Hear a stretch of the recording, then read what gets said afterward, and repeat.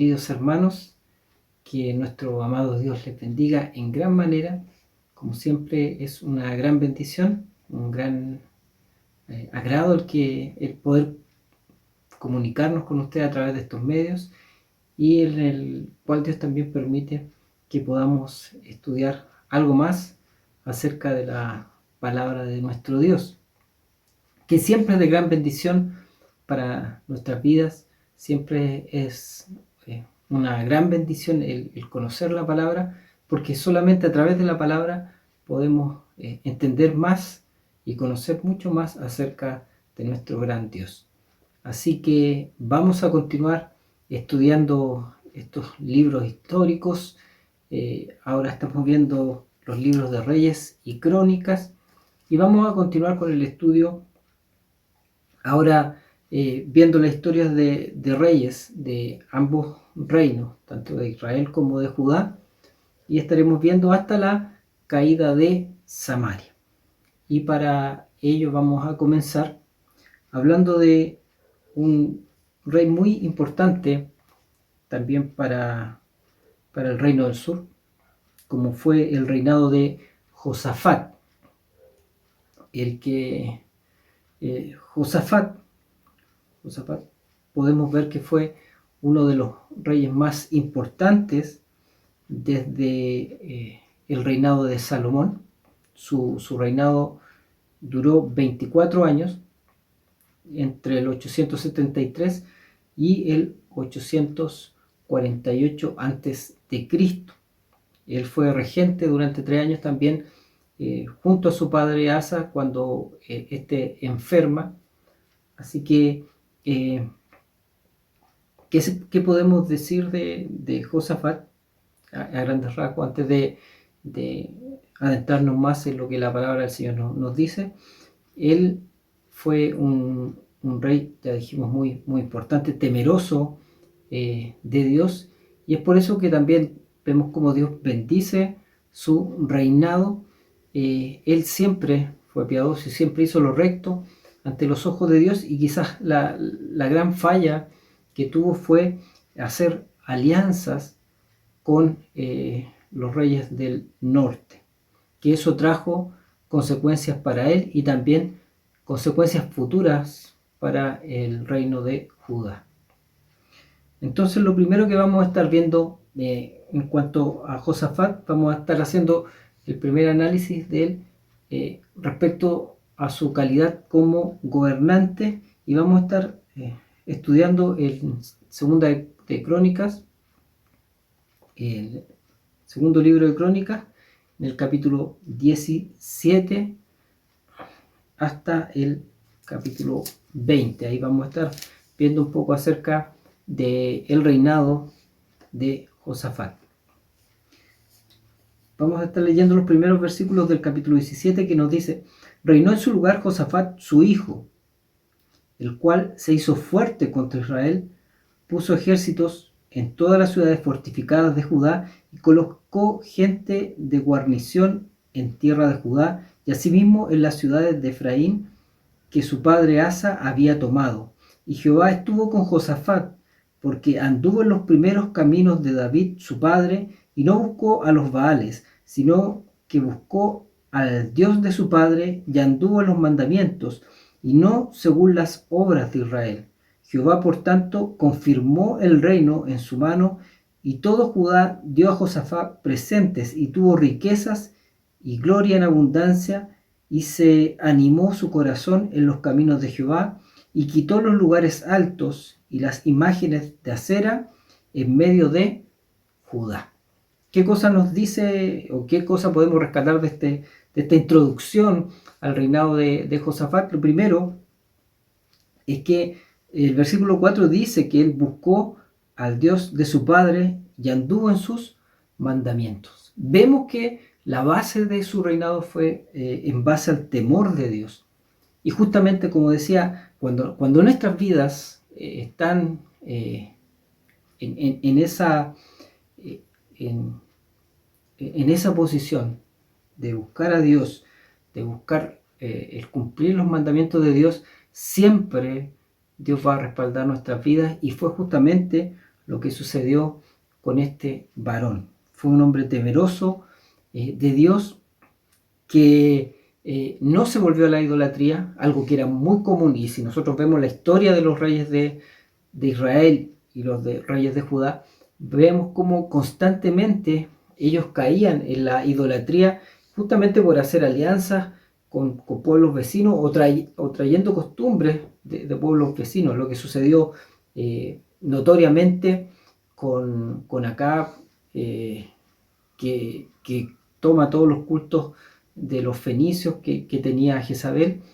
Entonces vemos como justamente este varón lo que hace es sacar toda la idolatría de Judá, o por lo menos se esforzó en sacarla, sacar gran parte de ella. Vamos a ver con el tiempo que esto nunca pudo hacerlo completamente.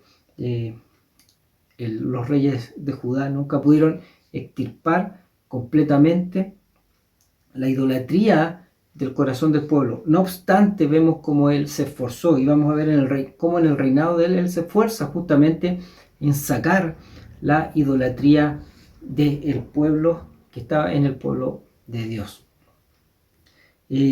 Habla también de que él se hace fuerte contra Israel en el versículo 1.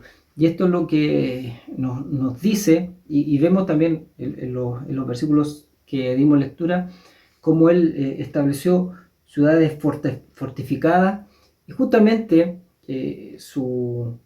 lo que él hace dentro de su reinado es delimitar bien lo que su padre había conquistado, resguardarse bien, y de esta forma pudo evitar ser invadido por sus enemigos.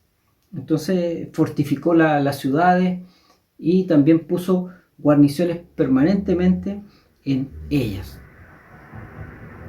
Si nosotros vemos también lo que nos dice el versículo 7 en adelante, dice: al tercer año de su reinado envió a sus príncipes Ben-Ahil, Abdías, Zacarías, Natanael y Micaías para que enseñasen en las ciudades de Judá, y con ellos a los levitas Samaías, Natanías, Zebadías, Asael, Semiramot, Jonatán, Adonías, Tobías y Tobadonías, y con ellos a los sacerdotes Elisama y Joram, y enseñaron en Judá, teniendo consigo el libro de la ley de Jehová, y recorrieron todas las ciudades de Judá enseñando al pueblo.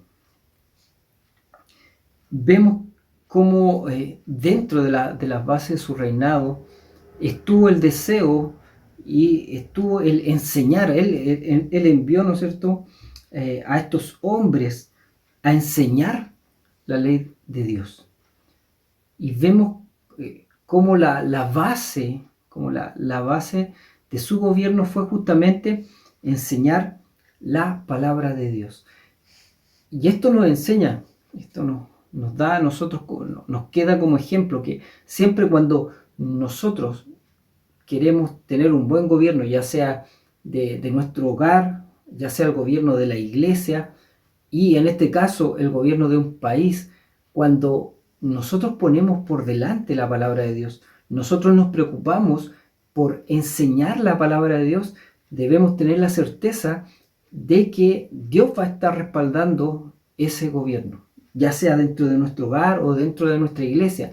Lo fundamental siempre tiene que ser el deseo, el anhelo de enseñar la palabra de Dios y enseñarla de una buena forma. Preocuparnos de que la palabra sea correctamente entregada. ¿Ya? Y eso fue lo que hizo este varón de esta forma, preocupándose de que la palabra llegara a todos los lugares de su territorio. ¿Qué resultados tuvo este deseo de Josafat de enseñar la palabra de Dios?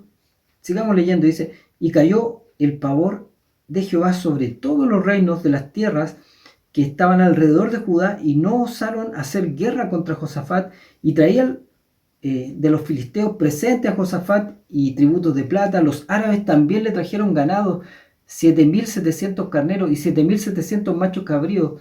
Iba pues Josafat engrandeciéndose mucho y edificó en Judá fortalezas y ciudades de aprovisionamiento. Tuvo muchas provisiones en las ciudades de Judá y hombres de guerra muy valientes en Jerusalén.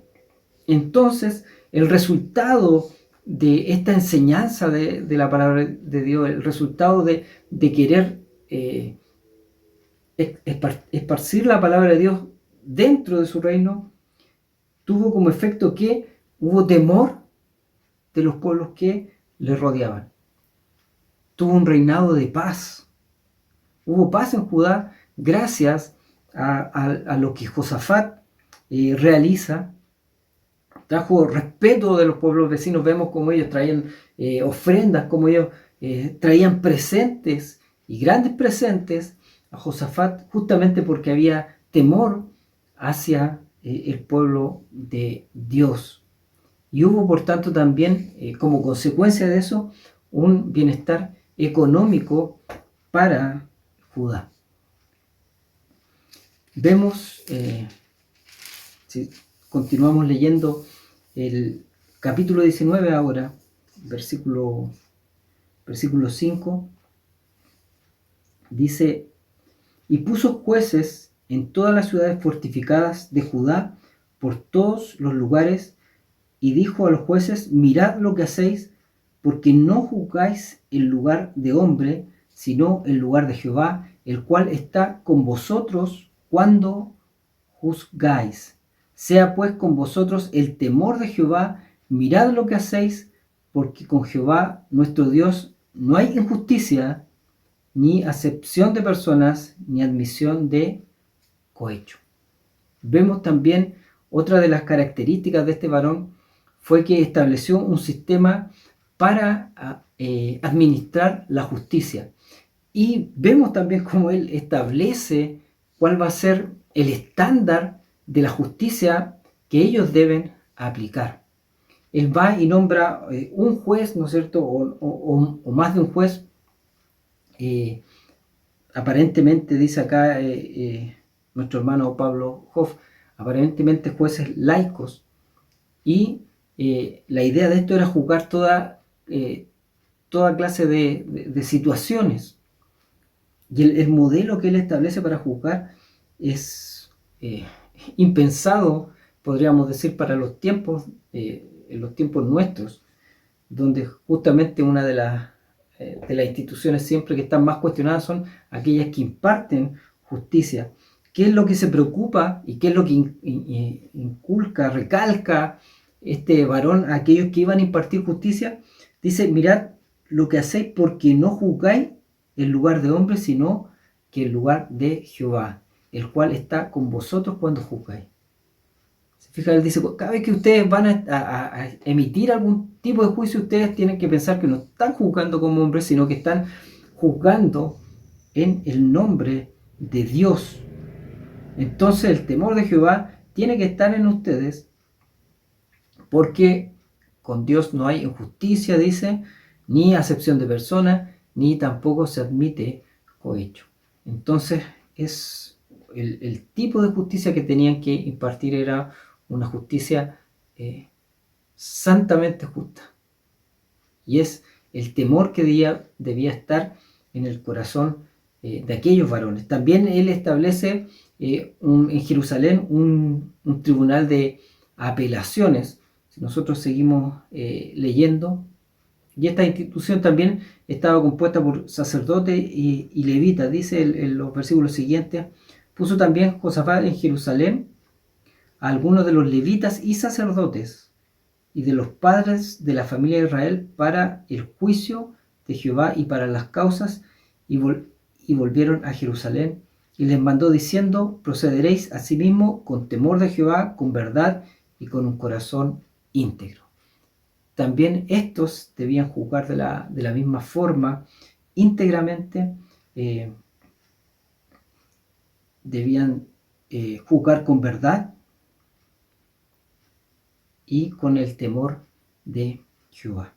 Entonces, vemos cómo este varón no solamente enseñó la palabra de Dios, sino que también se preocupó de la justicia y cómo iba a funcionar la justicia dentro de su reino. Y la base de la enseñanza era la palabra de Dios, y la base de la justicia era la santidad de Dios. Entonces, cuando nosotros empezamos a ver el fundamento de su reinado, podemos entender cómo este varón, el por qué su reinado llegó a ser tan importante y, como decíamos, para ser uno de los más importantes desde Salomón hacia adelante. En el capítulo 18 de Segundo de Crónicas, podemos ver quizás la gran falla que tiene este varón, que es justamente hacer alianza con Acab, con el reino del norte, y justamente con uno de los reyes más malos que tuvo el reino del norte. Y vemos justamente como en el capítulo 18 se nos relata esto, y estaremos leyendo los primeros 3 versículos que dice así: tenía pues Josafat riquezas y gloria en abundancia, y contrajo parentesco con Acab. Y después de algunos años descendió a Samaria para visitar a Acab, por lo que Acab mató muchas ovejas y bueyes para él y para la gente que con él venía, y le persuadió de que fuese con él contra Ramot de Galaad. Y dijo Acab, rey de Israel, a Josafat, rey de Judá: ¿quieren venir conmigo contra Ramot de Galaad? Y él respondió: yo soy como tú, mi pueblo como tu pueblo, iremos contigo a la guerra. Entonces vemos cómo primero con esto se termina una gran enemistad, una gran rivalidad que existía entre estos dos reinos, de Judá y de Israel, y esto se termina justamente haciendo una alianza, un arreglo matrimonial entre Joram, hijo de Josafat, y Atalía, que era la hija de Acab, con Jezabel. Esta alianza fue perjudicial, vamos a ver, directamente para Josafat, pero también trajo una complicación futura para la familia de la descendencia de David, que fue casi exterminada justamente por causa de esta alianza que sucede en este momento. Entonces vemos cómo Acab hace esta invitación, que se unan y que vayan a la guerra contra Ramot de Galaad. Si bien podríamos decir que, y quizás también uno de los problemas que tenemos muchas veces nosotros, podemos a veces por distintas situaciones pensar que estamos tomando una buena decisión. Él podría haber pensado, Josafat, que con esto iba a traer mayor paz, mayor seguridad también para su nación, al entender que quizás con esta alianza matrimonial ya no iba a estar el riesgo de la invasión de parte del reino del norte hacia Judá. Pero sin embargo, esto, como vamos a ver, trajo consecuencias desastrosas, y nos hace recordar cómo la palabra nos habla acerca de cuando tomamos decisiones a veces guiadas por nuestro corazón. Nosotros, el mundo dice muchas veces, cuando vamos a tomar alguna decisión, a ver, pero ¿qué es lo que te dice tu corazón? ¿Qué es lo que te dictamina tu corazón respecto de la decisión que vas a tomar? Pero sin embargo, la palabra de Dios nos da una gran alerta cuando nos enseña y nos dice que el corazón del hombre es perverso, cuando el corazón del hombre es engañoso, y es engañoso y perverso más que todas las cosas. Entonces, a veces tomamos decisiones, y las decisiones son erróneas porque no las tomamos de acuerdo a lo que nuestro Dios nos enseña. Y este fue quizás el gran problema que tuvo este varón de Dios en esta alianza que él hace con Acab y con el reino del norte. las consecuencias inmediatas las vamos a ir viendo. El versículo 4 dice: además dijo Josafat al rey de Israel: te ruego que consultes hoy la palabra de Jehová. Entonces el rey de Israel reunió a 400 profetas y les preguntó: ¿iremos a la guerra contra Ramot de Galaad o me estaré quieto? Y ellos dijeron: sube, porque Dios los entregará en mano del rey. Pero Josafat dijo: ¿hay aquí algún profeta de Jehová para que por medio de él preguntemos? Aquí, si bien, como decíamos, este varón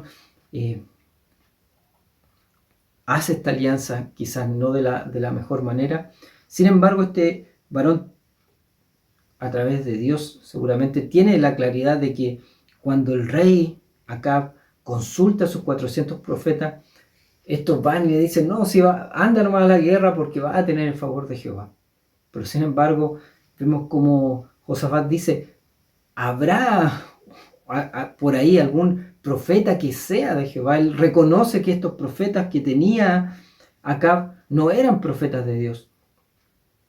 No eran profetas de Dios. Él tiene esa capacidad de discernimiento y es algo muy necesario para nosotros en estos tiempos donde podemos ver muchos predicadores. Ahora que se está difundiendo mucho más las predicaciones a través de internet, hay mucho más enseñanzas, podríamos decirlo así, que están llegando a través de internet, pero la palabra de Dios a nosotros nos dice que debemos ser sabios y debemos jugar todas las cosas de acuerdo a si están o no conforme a lo que la palabra de Dios nos enseña. Tenemos que tener esa capacidad de discernimiento y es lo que tiene este varón de Dios, este rey de Judá, que reconoce que dentro de estos 400 profetas no estaba Dios hablando, e insiste y le dice a Acab: oye, ¿no habrá aquí algún profeta que sea de Dios y que nos pueda hablar?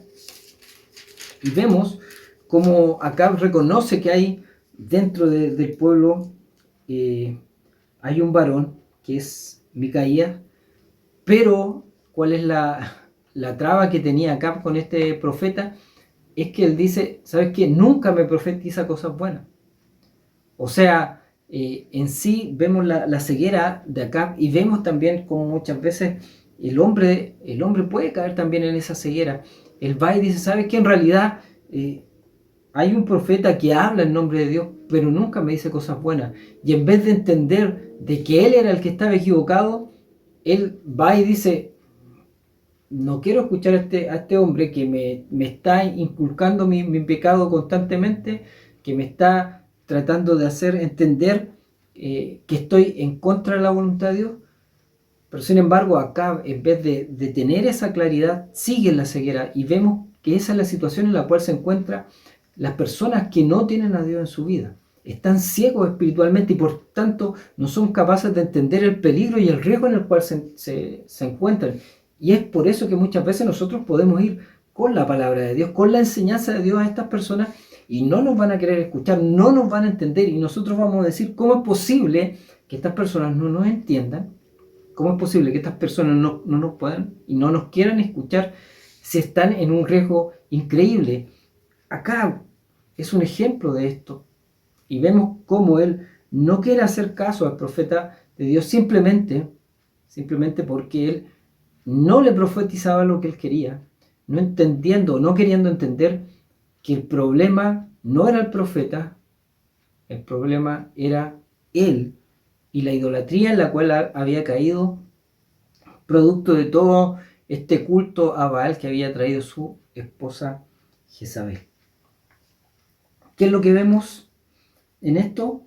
El versículo 16 dice: entonces Micaías dijo: he visto a todo Israel derramado por los montes como ovejas sin pastor. ¿Qué es lo que sucede? Vemos como, si nosotros leemos versículos anteriores, vamos a ver cómo Micaías va y en una primera instancia le dice: anda a la guerra nomás, como queriendo decir a Acab que hiciera lo que él quería. Si él quería ir a la guerra, le dice: ¿sabes qué? Anda a la guerra nomás. Y Acab va y le dice: dime lo que me quieres decir, dime lo que me tienes que decir y no me lo ocultes. Entonces acá Micaías comienza a decir que era lo que realmente debía decirle. He visto a todo Israel derramado por los montes como ovejas sin pastor, y dijo Jehová: estos no tienen Señor, vuélvase cada uno en paz a su casa. Y el rey de Israel dijo a Josafat: ¿no te había dicho que no me profetizaría bien sino mal? Entonces él dijo: oíd pues palabra de Jehová. Yo he visto a Jehová sentado en su trono, y todo el ejército de los cielos estaban a su mano derecha y a su mano izquierda. Y Jehová preguntó: ¿quién inducirá a Acab, rey de Israel, para que suba y caiga en Ramot de Galaad? Y uno decía así y otros decían de otra manera. Entonces salió un espíritu que se puso delante de Jehová y dijo: yo le induciré. Y Jehová le dijo: ¿de qué modo? Y él dijo: saldré y seré espíritu de mentira en la boca de todos sus profetas. Y Jehová dijo: tú le inducirás y lo lograrás. Anda y hazlo así. Esto nos recuerda un poco lo que va a suceder, dice la palabra de Dios, en los últimos tiempos. Si nosotros nos vamos al segunda de Timoteo, capítulo 4, segunda carta a Timoteo, en el capítulo 4, en el versículo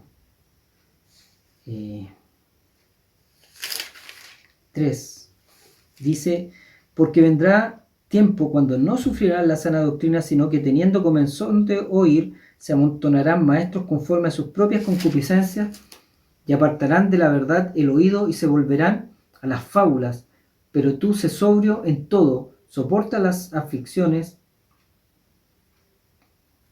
haz obra de evangelista, cumple tu ministerio. Entonces vemos que justamente lo que sucedía con Acab, dice que Dios permitió que viniera este espíritu y que a través de sus falsos profetas este hombre escuchara lo que él quería escuchar. Él quería escuchar que fuera a la guerra, y sus falsos profetas lo que le iban a inducir por medio de este espíritu de engaño era que fuera justamente a la guerra. Y es lo que va a suceder en los últimos tiempos. Vendrá tiempo cuando no sufrirán la sana doctrina, sino que teniendo comezón de oír, se amontonarán maestros conforme a sus propias concupiscencias. Igual que esos profetas falsos, maestros conforme a sus propias concupiscencias, y apartarán de la verdad el oído y se volverán a las fábulas. ¿Qué es lo que vemos en estos tiempos? Gente que cree el engaño, gente que cree mentiras, gente que se deja llevar por las falsas doctrinas, por engaños, y es lo que Acab deseaba en su corazón. Él quería seguir lo que sus falsos profetas le habían dicho: anda a la guerra, y eso es lo que él tenía en su corazón. Y vemos cómo justamente hace lo que él quería hacer, que era ir a la guerra. Ir a la guerra. ¿Qué consecuencias trajo esto para Josafat? Casi pierde la vida. Si nosotros nos ponemos a leer, vamos a ver cómo en esta guerra estuvo en peligro su vida. Lo tuvieron rodeado, a punto de matar, y sin embargo ahí Dios obró en su misericordia y le perdonaron la vida a Josafat. ¿Qué es lo que sucedió con Acab? Acab perdió su vida. Pierde su vida en esta guerra. Vemos cómo la enseñanza justamente que nos queda a nosotros, cuando la palabra nos dice que nosotros no tenemos que unirnos en yugo desigual con los incrédulos, no tenemos que hacer alianza con los incrédulos, porque justamente no nos conviene. Pueden andar juntos si no estuviesen de acuerdo, dice la palabra de Dios. No podemos estar y hacer amistades.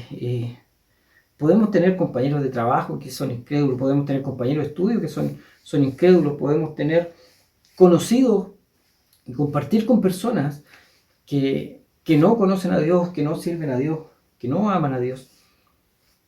Puede ser, y constantemente dentro de nuestra vida nos vamos a encontrar con esa situación. Pero, sin embargo, establecer alianzas, como fue lo que sucedió acá, amistades. Él unió a su hijo en matrimonio con una mujer cuyo corazón estaba en la idolatría.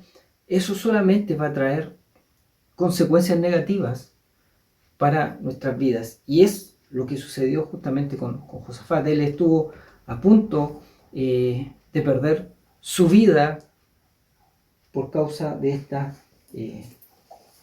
decisión que él toma. ¿Qué es lo que sucedió? Decíamos con Acab. Él efectivamente muere en medio de esta batalla. Continuando con el estudio de la vida, del reinado de Josafat, vamos a ver ahora la victoria, quizá una de las victorias más importantes, que es la victoria sobre Moab y Amón, que nosotros lo vamos a encontrar en el capítulo 20 de Segundo de Crónicas. Voy a estar dando lectura al versículo 1 en adelante. Dice: pasadas estas cosas, aconteció que los hijos de Moab y de Amón, y con ellos otros de los amonitas, vinieron contra Josafat a la guerra, y acudieron algunos y dieron aviso a Josafat diciendo: contra ti viene una gran multitud del otro lado del mar y de Siria, y aquí están en Ajazezón Tamar, que es en Gadi. Entonces él tuvo temor, y Josafat humilló su rostro para consultar a Jehová, e hizo pregonar ayuno a todo Judá, y se reunieron los de Judá para pedir socorro a Jehová, y también de todas las ciudades de Judá vinieron a pedir ayuda a Jehová. Entonces vemos que este capítulo nos relata de una situación bien adversa que sufre Josafat en medio de su reinado, y es que Moab y Amón se levantan en contra de Judá, y esto no eran cualquier ejército, eran ejércitos poderosos, numerosos, los que venían en contra de Judá, más numerosos que el ejército de Judá, y por tanto era una situación totalmente adversa a la cual se estaba enfrentando en ese momento Josafat. Y por esta misma situación viene aflicción al corazón de Josafat. Cuando se ve en medio de esta dificultad, cuando se ve en medio de este ataque por parte de los pueblos enemigos, viene aflicción al corazón de Josafat. Y tiene, entonces dice que el versículo 3, que tuvo temor en su corazón. Y es una situación constante, la cual nosotros nos vamos a encontrar en la palabra de Dios. Nos enseña a través de las mismas palabras de Jesús, cuando Él dice: en el mundo van a tener aflicción. En el mundo vamos a tener aflicción. Y cuando Jesús estaba hablando de esto, no estaba hablando de situaciones quizás triviales, que en las cuales muchas veces nosotros nos encontramos cuando recordamos este versículo. Cuando Él dice que en el mundo van a tener aflicción, se está refiriendo justamente a la persecución que iban a sufrir los primeros cristianos. Recordemos que ellos fueron aserrados, que ellos fueron degollados, crucificados, mataban a sus familias, ellos morían quemados. Entonces era una persecución súper fuerte la que vive la iglesia en el primer siglo. Y a ese aflicción, a ese tipo, a ese nivel de aflicción, es la que el cristiano se iba a ver envuelto. Las persecuciones o problemas que podamos tener nosotros en estos tiempos son muy distintas y son muy pequeñas en comparación con las que sufrían ellos. No sé lo que vendrá, quizás vendrá un tipo de persecución similar que sufrirá la iglesia, no lo sabemos eso. Pero sin embargo, lo que sí tenemos claro es que la primera iglesia, la iglesia del primer siglo, sufrió una gran persecución. Y ese nivel de aflicción es la que nos relata Jesús cuando dice: en el mundo van a tener aflicción. Aflicciones, dificultades muy grandes. Pero sin embargo, nosotros también en el cotidiano tenemos muchas dificultades y nos vemos enfrentados a muchos problemas, y también muchos de ellos a veces son generados o ocasionados por el hecho de que somos cristianos. Y eso va a ser una constante que se va a hacer más recurrente en estos tiempos que vivimos, donde están sacando leyes y están sacando, en definitiva, leyes que van en contra de la palabra de Dios y que van en contra también del pensamiento cristiano. Y vemos como ya en algunos lugares del mundo están sufriendo esas consecuencias por predicar la palabra de Dios o por mantener un pensamiento de acuerdo a lo que la palabra de Dios nos enseña. La iglesia ya está comenzando a ser nuevamente perseguida por seguir los valores que nos enseña la palabra de Dios. Pero volviendo a lo que nos relata este capítulo 20, hubo aflicción en el corazón de Josafat. ¿Y qué fue lo que hace Josafat? Se humilla delante de Dios, va en oración delante de Dios, ayuna, y no solamente él, sino que dice que todo el pueblo a una también se une en este rogar, en esta rogativa a nuestro Dios.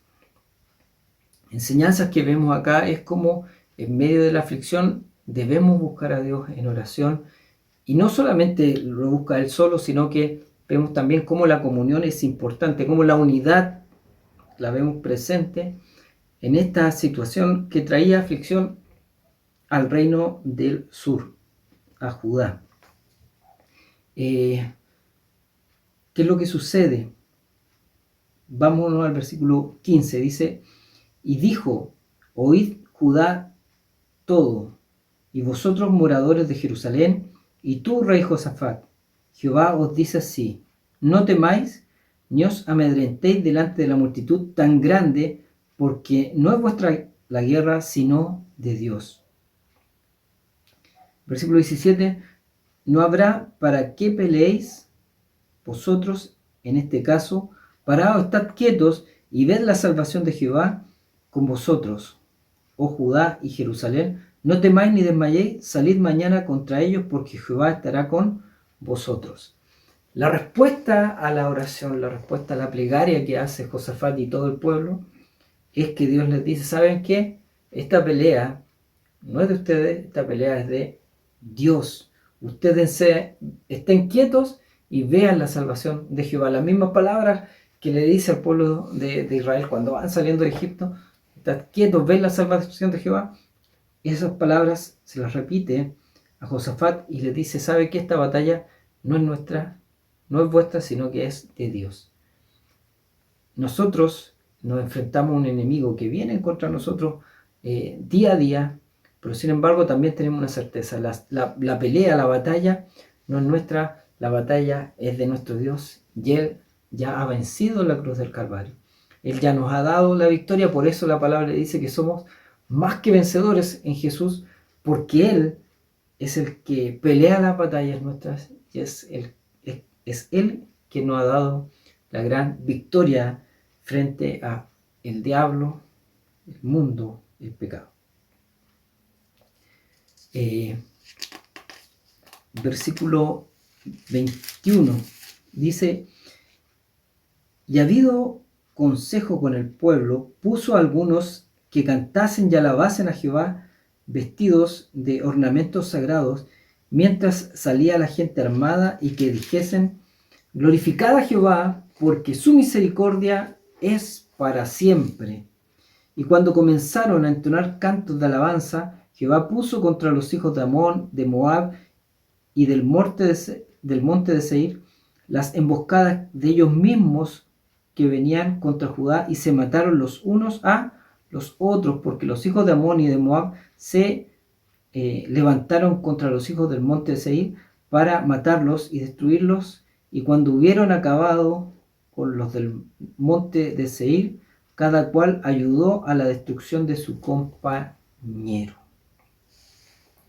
Vemos cómo los habitantes de Judá luego encuentran la tierra ahí cubierta de cadáveres.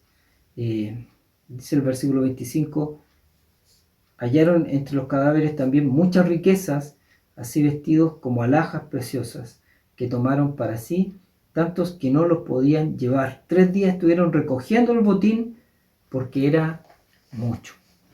Entonces vemos cómo la pelea fue efectivamente de Dios. Él puso confusión entre el enemigo Ellos se mataron entre ellos mismos y lo único que tuvo que hacer Judá, el reino de Judá, lo único que tuvo que hacer Josafat con su pueblo fue ir luego y recoger el botín que había quedado entre medio.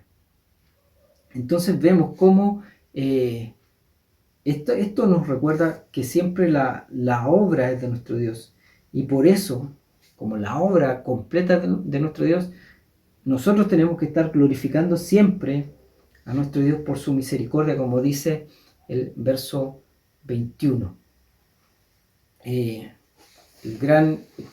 Dice nuestro pastor Pablo Hoff, que el gran expositor británico Alejandro Maclaren nos da algunas verdades prácticas en cuanto a este relato. Lo primero dice que la oración de Josafat nos enseña que cuando existe una verdadera confianza en Dios, esta va acompañada siempre por la desconfianza en los recursos humanos. Siempre cuando confiamos en Dios, el corazón del hombre tiende a desconfiar de lo que uno mismo puede hacer. Cuando nos miramos nosotros mismos y desconfiamos de nuestra fuerza y nos damos cuenta de nuestras limitaciones, cuando más confiamos en Dios, cuando nuestra esperanza está puesta en Dios. Lo segundo dice que alabar al Señor es la mejor manera de prepararse para el conflicto. Las armas más poderosas son la hermosura de la santidad y la alabanza a Dios. Y lo tercero que va y dice es que la verdadera fe proporciona la victoria y Jehová bendice por medio de ella. Si alabamos a Dios en medio de las aflicciones, el valle de la batalla se convertirá en el valle de la baraca o de la bendición. Y nos llevaremos el gran despojo para enriquecer nuestra vida. Solamente recalcar y recordar, hermanos, que antes de la alabanza, antes de que viniera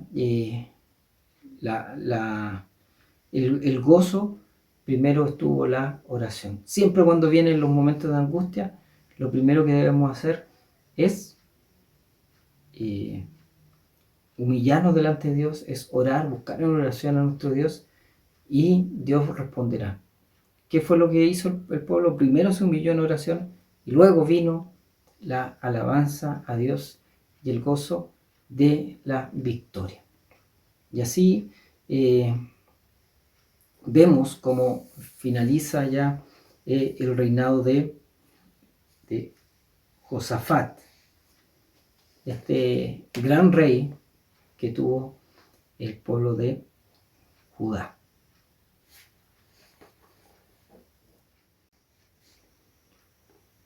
Vamos a estar viendo ahora en el libro segundo de Reyes la historia de Jehú y Joacás, reyes de Israel. Vamos a estar viendo ahora estos reyes del reino del norte. Y en el capítulo 9 de segundo de Reyes nos comienza a hablar acerca de Jehú. Jehú era el comandante del ejército de Israel, que se encontraba en Ramón de Galaad cuando esta ciudad fortificada fue liberada del dominio de los sirios. Vamos a ver que mediante una revolución bien sangrienta, Jehú establece una cuarta dinastía de reyes sobre Israel, y su casa reinó aproximadamente 90 años en Israel, siendo la dinastía que permaneció por una mayor cantidad de tiempo como reinando el reino del norte. Se extendió por 5 generaciones, tuvo Jehú, Joacás, Joás, rey del norte, porque también hay un Joás que reinó en Judá, y Jeroboam II, y por último Zacarías. Ellos estuvieron reinando del año 841 hasta el año 743 antes de Cristo.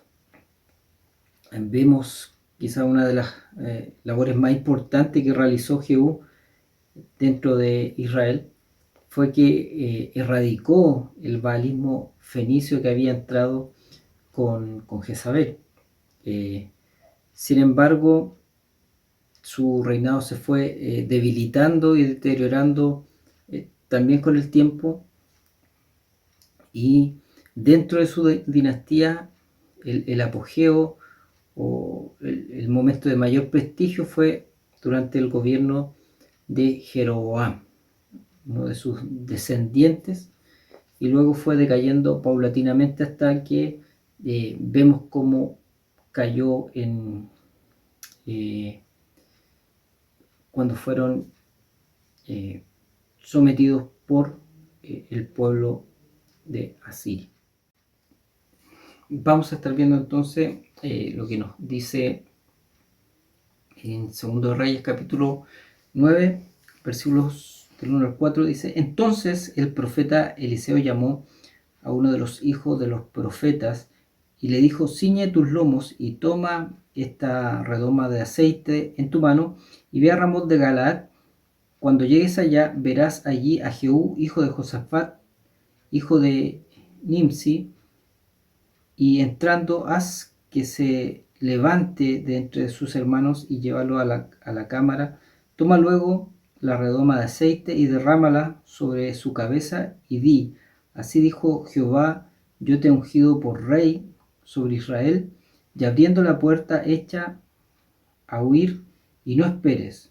Fue pues el joven, el profeta, a Ramot de Galaad. Vemos como Eliseo envía a este profeta a ungir como rey sobre Israel a Jehú, y lo que vamos a ver a continuación es cómo Jehú extermina, por eso vemos que es como una revolución sangrienta lo que se decía, porque el valle extermina toda la casa de Acab y los saca podríamos decir, y elimina completamente de Israel. El versículo 22 nos dice lo siguiente: Cuando vio Joram a Jehú, dijo: ¿hay paz, Jehú? Y él respondiendo: ¿qué paz con las fornicaciones de Jezabel tu madre y sus muchas hechicerías? Entonces Joram volvió las riendas y huyó y dijo a Ocosías: traición, Ocosías. Pero Jehú entesó su arco e hirió a Joram entre las espaldas, y la saeta salió por su corazón y él cayó en su carro. Este relato nos habla de cómo Jehú va justamente hasta Israel a dar muerte a Joram. Dice que cuando venía y lo ven a lo lejos, él mandó a 2 emisarios primero para saber en cuál era la condición o en qué motivaba a Jehú en ese momento.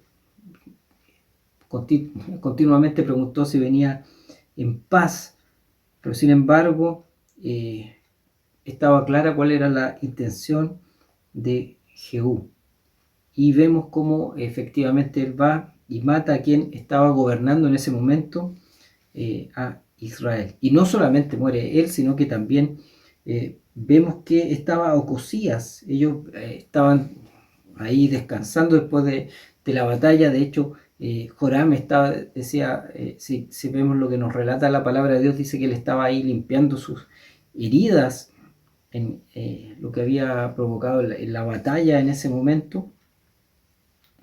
Y también estaba en ese momento junto a él Ocosías, el rey de Judá, que también sufre las consecuencias de la persecución de Jehú, y también da muerte a Ocosías. El versículo 27 dice: viendo esto, Ocosías, rey de Judá, huyó por el camino de la casa del huerto, y lo siguió Jehú diciendo: herid también a este en el carro, y le hirieron a la subida de Gur junto a Ibleam, y Ocosías huyó a Megido, pero murió allí. Entonces vemos como también el rey de Judá sufre la muerte en manos de este varón llamado Jehú. Luego, si seguimos viendo, no solamente terminó con la vida del rey con Joram, no solamente sufrió la muerte Ocosías, rey de Judá, sino que también él da muerte a Jezabel. Y de esta forma también se cumple la profecía que Elías había dado hace un tiempo atrás. El versículo 30 dice: vino después Jehú a Jezreel, y cuando Jezabel lo oyó, se pintó los ojos con antimonio y atavió su cabeza y se asomó a una ventana. Y cuando entraba Jehú por la puerta, ella dijo: ¿sucedió bien a Zimri que mató a su señor? Alzando él entonces su rostro hacia la ventana, dijo: ¿quién está conmigo? ¿Quién? Y se inclinaron hacia él 2 o 3 eunucos, y él les dijo: echadla abajo. Y ellos la echaron, y parte de su sangre salpicó en la pared y en los caballos, y él la atropelló. El versículo 34 dice: entró luego y después comió y bebió. Dijo: id ahora a ver aquella maldita y sepultadla, pues es hija del rey. Pero cuando fueron para sepultarla, no hallaron de ella más que la calavera y los pies y las palmas de las manos, y volvieron y se lo dijeron. Y él dijo: esta es la palabra de Dios, la cual él habló por medio de su siervo Elías Tisbita, diciendo: en la heredad de Jezreel comerán los perros las carnes de Jezabel. Y así se cumple también lo que Dios ya había dicho, lo que Dios ya había profetizado por medio de Elías. Y se cumple así la palabra de Dios. Y también vemos cómo este varón da juicio y da muerte a esta mujer, quizá una de las mujeres más malvadas que nos relata la palabra de Dios. No solamente va y ejecuta a esta mujer, sino que también extermina toda la casa de Acab. Y eso nosotros lo encontramos en el capítulo 10. El versículo 9 dice así: venida la mañana salió él, y estando en pie dijo a todo el pueblo: vosotros sois justos, he aquí yo he conspirado contra mi señor y le he dado muerte. Pero ¿quién ha dado muerte a todos estos? Sabed ahora que de la palabra de Jehová habló sobre la casa de Acab, nada caerá en tierra, y que Jehová ha hecho lo que dijo por su siervo Elías. Mató entonces Jehú a todos los que habían quedado en la casa de Acab en Jezreel, a todos sus príncipes, a todos sus familiares y a sus sacerdotes, hasta que no quedó ninguno. Vemos cómo este varón lo utilizó Dios de una manera bien especial, y llevó juicio sobre Acab, sobre la familia de Acab, sobre todo lo que tuviera relación con Acab. Dios había dicho ya a través de Elías que él iba a juzgar a Acab por su maldad, que iba a juzgar a Jezabel por su maldad. Y como dice acá este varón, ninguna palabra de Dios cae a tierra, sino que todo lo que él dice se cumple. Y aunque parezca a veces dura la situación, pero debemos entender siempre que los juicios que emite Dios son juicios santos, y al igual como sucederá en el futuro, el juicio de Dios es un juicio siempre recto, siempre es santo y siempre es justo. Siempre lo es así. En nuestra mente muchas veces no podemos comprender, nuestra mente es limitada y no podemos entender, y hay situaciones que quizás para nosotros pueden ser fuertes, pero tenemos que entender lo que traía consigo todo el culto a Baal, que es lo que introduce justamente Jezabel dentro de Israel, que trajo perdición, que trajo muerte y que trajo justamente juicio sobre Israel. y ellos tenían que pagar las consecuencias de esta atrocidad que habían hecho al traer este culto pagano y lo habían introducido en el pueblo de Dios. Esta fue una producción de la Iglesia Evangélica de Dios Pentecostal de Conchalí. Le invitamos a seguirnos cada jueves en nuestro culto en línea a través de Facebook y cada domingo a través de nuestro canal YouTube. Para más información, visite nuestro sitio evangelica.cl. Que nuestro amado Dios les bendiga.